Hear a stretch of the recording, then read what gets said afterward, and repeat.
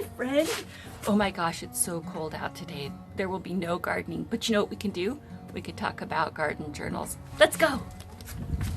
It's way too cold for being outside and turning the ground over. It's probably frozen anyway. I think it's 30 degrees out there. But you know what we can do? We can plan our garden. We could talk about garden journals. And I love using a garden journal. So that's absolutely what I want to show you. I've been using a garden journal for about 5 years. I think I found a really good system. Garden journals are important for many reasons, not the least of which is to just keep track of when you planted your stuff. I know when I was a new gardener, I would struggle with knowing whether or not something was ripe and whether I should harvest it. I didn't know what the fruit was necessarily supposed to look like, especially when I first grew okra. So I could look back and look at my notes and say, oh, well, it's been in the ground for 30, 60, 90 days, and now it's time to harvest. One of the things that I started tracking when I started my garden journal was how much rain we got. I thought I could determine whether or not I should water the garden based on how much rain we had got. And actually, gardens don't work that way, so that wasn't super helpful. One thing I really did enjoy, and I still do this today, is I loved tracking how much I harvested from my garden in pounds. So I bought a little scale and I would weigh each harvest. Sometimes I would split it up into, oh, well, this was especially heavy, or like the potatoes, I always weighed out separately. But it helped me to feel like, oh my gosh, I was making so much progress. And then at the end of the month, I would add it up. And then at the end of the season, I had a total.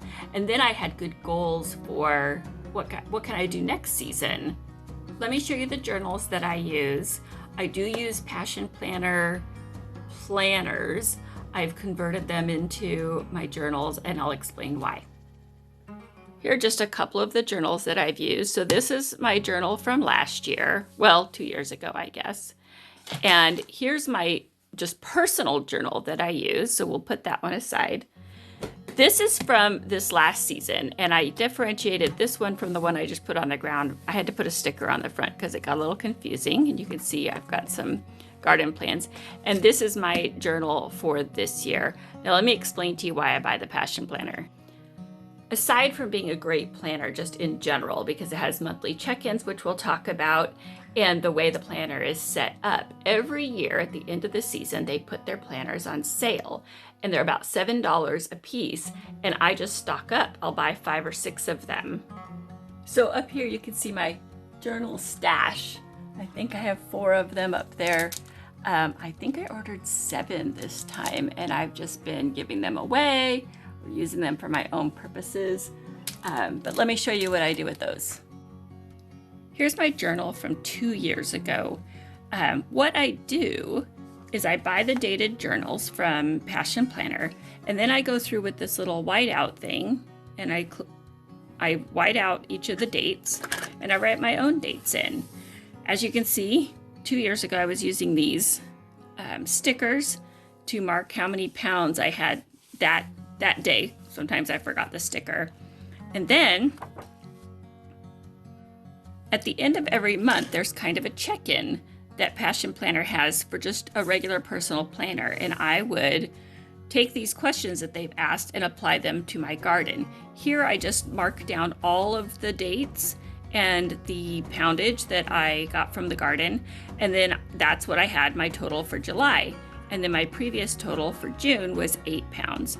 So then I knew, well, I put the potatoes there too. So I knew that at the end of the month of July, I had already harvested 115 pounds. That's crazy. The other thing that I did was I took some of these questions and used them for garden issues. What were the 3 biggest lessons? Oh, well, I learned that I should probably spray proactively or treat proactively with diatomaceous earth or whatever I was using for bugs.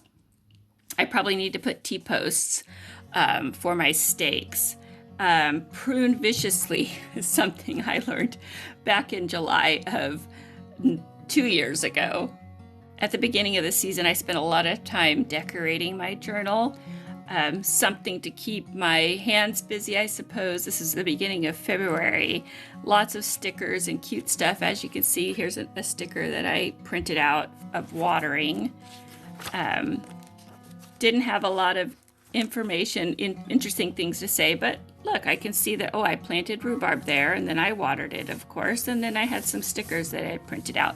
Let's talk about where I got these stickers. So this is what I purchased. I got this on Amazon. I've purchased it probably, I don't know, 4 or 5 times. This is just an 8x10 sheet, or 8.5 by 11 sheet, regular sheet, a size sheet of paper that is completely a sticker. I went into Google Docs. I found some images that I liked of like a watering can and a scale, and I think there were some other things. Here they are. So I printed off an entire sheet of scales, and then I would cut them up into these cut them by hand, well, or with a cutter. As I said, I had these for like rainwater, and I would mark down how much rain we got, but I didn't find that was super helpful. And now that I think about it, I didn't use these stickers at all this year, so that's interesting to me. I suspect when you become more comfortable or more familiar with the rhythm of the garden, maybe you don't need those things. I'm not sure why I didn't use them. Well, I can think of one reason. This garden season was a little different because we had some crazy neighbors that lived next door. And so anytime I went outside in my front yard, they would yell at me, like literally stand at the fence line and scream at me. And so I didn't spend a lot of time out there. Most of the time it had to be like during the week when they were gone at work. Of course, with COVID, sometimes they weren't gone, they were staying home. So I had a really hard time getting my garden finished or even started this year, and I had a really low harvest, and I kind of just abandoned being really methodical about it or reaching the goals that I had. In that first planner I showed you, I know just from memory that I grew about 250 pounds of vegetables that year. I don't have it marked down in my garden, in my planner for some reason. I know that my goal for 2020 was 300 pounds, and I didn't come anywhere near that because of the problems I discussed before. Something that I am proud of that I accomplished in 2020 was a fall garden. I had never extended my garden, honestly, past September, October, and the thought of that is just crazy to me now that I just stopped growing. I literally just pulled everything up and it was just bare ground from September through to March. This year I decided to mess around, try out some hoop houses, put some grow fabric over, and it's been amazing.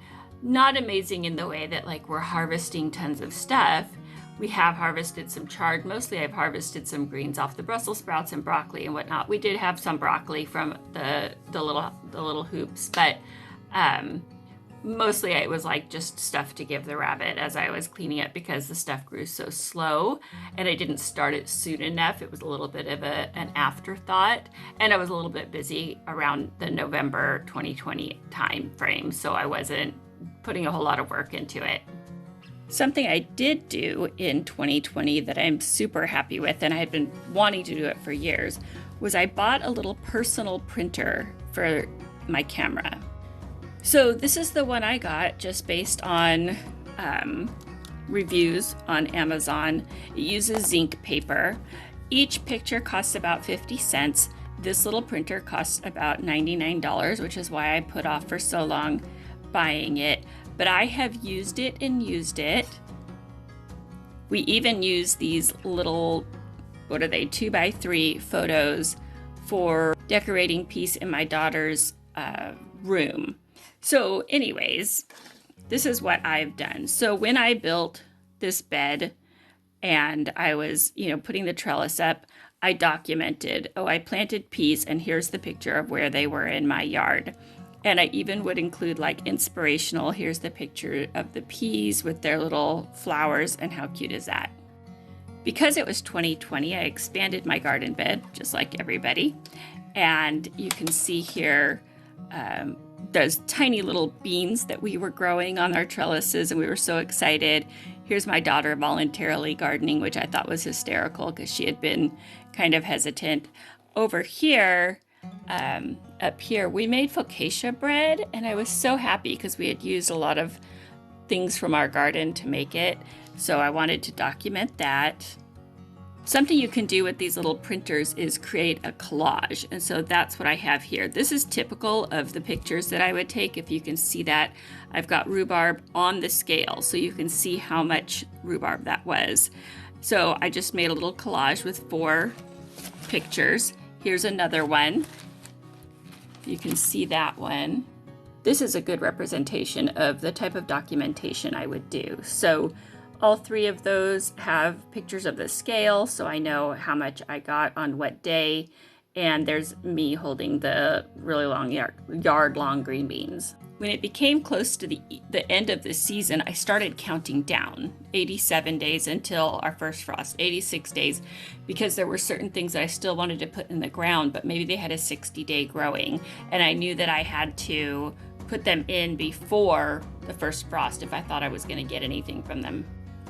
Once again, here in July, I was documenting how much stuff I harvested from the garden, and in that month, I got 18 pounds of vegetables.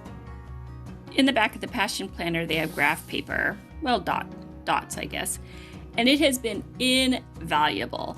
This is not the garden that I have right now. This is the garden that I'm planning for next spring, and this has been an invaluable resource. In fact, I had a landscaper come out a couple days ago, and I just copied this paper for him, and he had all the dimensions. I know all the dimensions, and it has been amazing to be able to use this to plan. And there are multiple pages of graph paper, so I can try it and do it again and do it again. This is how my beds are currently set up in my front yard, and you can see that I did write what I wanted to put in them. I ended up changing it so much, but it was nice to have a place to start. And I filled these in, actually, well, most of it, I filled in after I put the plants in so that I could keep track of what I had where. I tripled my garden space this in 2020 because of COVID. I knew that I was going to be staying home, and I wanted to make my home a nice place to live. Of course, the empty shelves at the grocery store didn't make me happy, and so I just felt like it was a good idea to be a little more secure. Here are 3 beds that I added in the back. These are actually small 2-foot by 8-foot beds, and they have trellises that go over each one. Here's a great picture I took of the beds, and in the app for the printer, you can write things you can edit. There's some editing software. And so I did put in there what type of asparagus that I planted. This is prior to putting the actual trellises up. One of the things I'm trying this year is to track how much money I spend in the garden. I do intend to put new beds in. I need some grading done in the front yard, and I'm putting all new beds in. So I need to know how much that cost. I know currently the beds that we have with everything in them, with the 2x6s or the 2x6s, and the beds are 3x8 or 4x8, depending on when they were built. They cost, with dirt and everything, about $80. I need to keep track of how much each bed costs, just so, I don't know, for my own personal knowledge, how much am I spending on food? Now, granted, gardening is a hobby. I do gardening not because I'm trying to save money on food. I garden because I love it, and it's peaceful to me, and it'll be far more peaceful once my neighbors move, which they're doing. So it does offer some security as far as having all that fresh vegetables. And I know that in the moment we save money because we're not running and getting fresh vegetables all the time at the grocery store. And of course the food tastes better now that we have rabbits to feed. And I always give them fresh vegetables during the day. That will help with that cost as well. I'm so glad you joined me today to talk about garden journaling. It was actually really refreshing to me. I felt like 2020 was a little bit of a loss because of our neighbor issues, and I felt like I wasn't out there enjoying my garden as much as I would have liked.